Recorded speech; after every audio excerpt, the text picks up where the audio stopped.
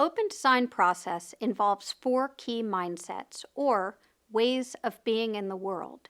And being involves the dimensions of both place and space.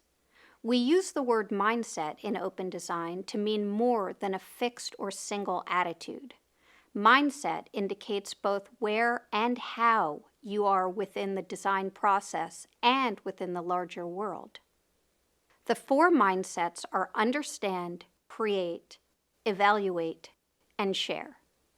Although we zero in on one of these four mindsets at different phases of the open design process, the truth is that an impactful open designer is always engaging all four mindsets. This is because the open design process is not flat. It is reflexive and iterative, and it is deeply reflective. The process asks that we examine our interior selves just as we examine the world around us. So let's dive into an overview of these four places and spaces. We frame the work that we accomplish in the open design process around four centering questions. We use these questions not only to guide us through the process, but to ensure that our work remains aligned with our essential values: active inclusivity, transparency, and collaboration.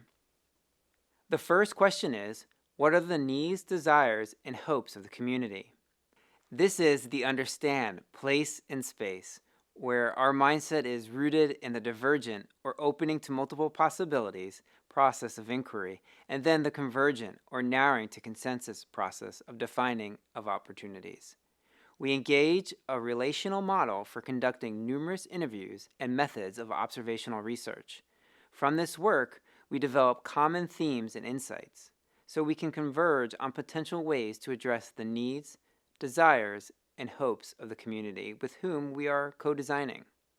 We leave this phase by crafting an aspirational question, called a what-if question or how might we question, to guide our work in the next phase. It is critical that the guiding question be generated from the community with whom we are co-designing to ensure that the subsequent work, from idea generation to prototypes to solutions, are responding to the lived experiences of the community stakeholders and not to our own ideas about those experiences. Question 2 is, what are radical ways we can build to share? This is the place and space of create, where our mindset is rooted in a divergent process of ideating and, once again, a convergent process of synthesizing to develop prototypes. We all know what it's like to filter and judge our own ideas and the ideas of others, especially in quick ideation sessions like brainstorming, where the goal is quantity over quality of ideas. One strategy that can help cultivate successful ideation sessions and a collaborative team culture is to use a yes and approach rather than a no but framework when responding to the ideas of others or even to your own ideas. The more playful and welcoming yes and helps generate ideas ranging from things we can accomplish tomorrow to things that can radically transform our lives. The task then is to converge around ideas to build out concepts and turn them into prototypes. Why does prototyping matter? Because we want to ensure authentic impact, and a solution that exists in theory is vastly different from a solution that exists in the hands or sensory experience of stakeholders. Prototypes put concepts into the hands of stakeholders so they can engage with the potential solutions before we spend time, money, and creative energy building something that is not impactful. So how do we gauge potential impact? This brings us to question 3. What are experiments we can run to move forward? Now we are in the evaluate mindset, where we test how our prototypes operate in the world so we can make them more impactful or sometimes go back to ideation. Testing can take many forms depending on the prototype, but whatever the test is, we once again must move beyond our learned behavior of defending our ideas to really listen to and learn from others. This is because after we engage in the divergent process of gathering myriad data from testing, we must engage in the convergent process of synthesizing this data to gain insights about how best to iterate upon our initial ideas. Accurate data is critical to ensure that iterations respond to the authentic needs, hopes, and desires of the community's stakeholders. After many cycles of understand, create, and evaluate, we move into the fourth and final question of open design. What are we noticing, contributing, and communicating?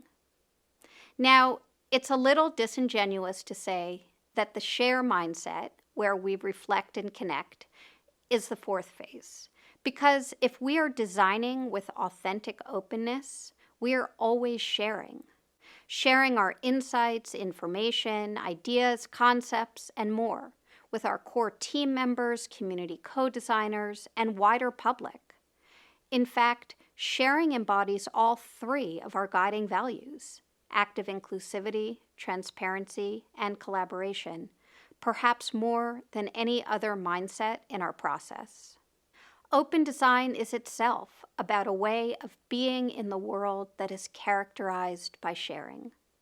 So as a distinct phase in the open design process, we often think of sharing as a process of reflecting on what the community has accomplished and connecting this work to continuing generative openness that extends far beyond a single solution. By practicing these ways of being, we are more fully and authentically able to understand the communities with whom we are inclusively co-designing and identify and meet complex needs. We are able to create desirable, viable, and sustainable community-driven solutions for equitable flourishing. This is not a linear process. Rather, it is a way of being that asks for flexibility, iteration, and embrace of ambiguity. A way of being that requires moving between places and spaces to design within the complex and often inequitable systems that exist within communities, rather than the systems that we believe exist theoretically or in isolation.